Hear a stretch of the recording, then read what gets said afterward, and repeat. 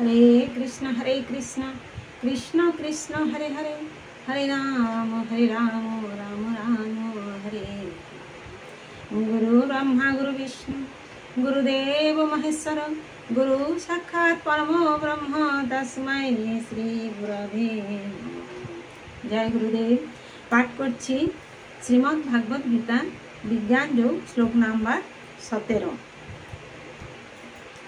तेषां ज्ञानी नित्ययुक्तो एको भुक्तिर्विशिष्यते, प्रियो हि ज्ञानिनो हर्तोऽहं स च मम प्रियः। तेषां तादेर मध्य ज्ञानी तत्त्वज्ञ नित्ययुक्त सर्वदाई आमाते एकाग्र चित्त एकमात्र भक्ति भगवत भक्तिते विशिष्यते श्रेष्ठ, प्रिय हि जेहेतु ज्ञानी अत्यर्थम अत्यंत, अहम आमी, स माने तिनी, च माने ओ, मम माने आमार, प्रिय माने प्रिय। अनुवाद। এই চার প্রকার ভক্তের মধ্যে নিত্যযুক্ত আমাতে একনিষ্ঠ তত্ত্বজ্ঞানী শ্রেষ্ঠ, কেননা আমি তার অত্যন্ত প্রিয় এবং তিনিও আমার অত্যন্ত প্রিয়।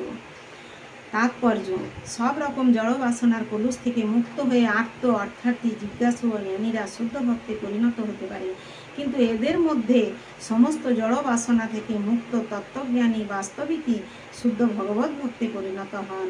এই চার শ্রেণীর মধ্যে যিনি পূর্ণ জ্ঞানবান এবং সেই সঙ্গে ভক্তিপরায়ণ, ভগবান বলেছেন যে তিনি সর্বশ্রেষ্ঠ। জ্ঞানের অন্বেষণ করার ফলে মানুষ উপলব্ধি করতে পারে যে জড়দেহটি থেকে আত্মা ভিন্ন এবং এই তত্ত্ব অনুসন্ধানের পথে উত্তরোত্তর উন্নতি লাভ করার মাধ্যমে নিরাকার ব্রহ্ম পরমাত্মার জ্ঞান উপলব্ধি করা যায়। পূর্ণরূপে শুদ্ধ হওয়ার পর নিজেকে ভগবানের নিত্যদাস রূপে উপলব্ধি করা যায়।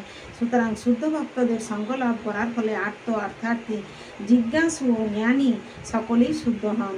কিন্তু যে মানুষ প্রাথমিক সাধনাবস্থায় ভগবান সম্পর্কে পূর্ণ জ্ঞান সম্পন্ন এবং সেই সঙ্গে ভক্তিপরায়ণ, তিনি ভগবানের অতিশয়